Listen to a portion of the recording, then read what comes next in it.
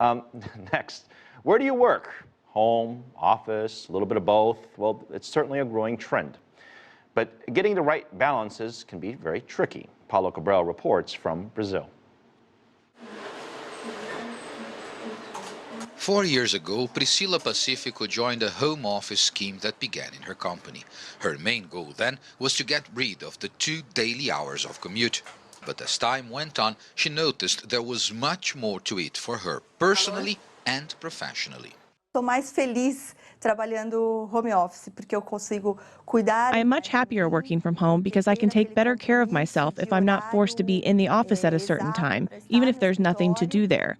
When you work from home, the focus is on what you have to do, not the time you're spending. Realmente a gente foca no que é preciso ser feito. According to a Regia's workspace provider survey, there is a growing trend towards telecommuting.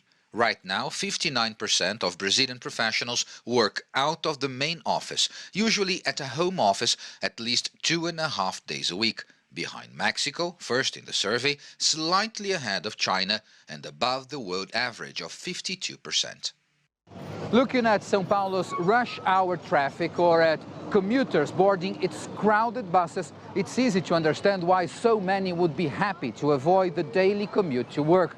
For their employers, telecommuting would slash office infrastructure costs, but business benefits also extend well beyond that. In the food vouchers company where Priscila Pacifico works, there are 210 employees on home office schemes. The project began 10 years ago and has proven very successful. By not coming to the office, our team had more spare time to be with our customers.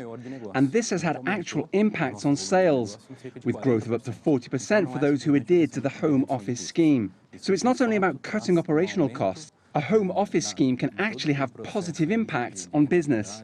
However, companies and professionals also need to be careful to avoid the pitfalls of home office schemes, like having employees feeling detached from their teams or disturbed by domestic routine.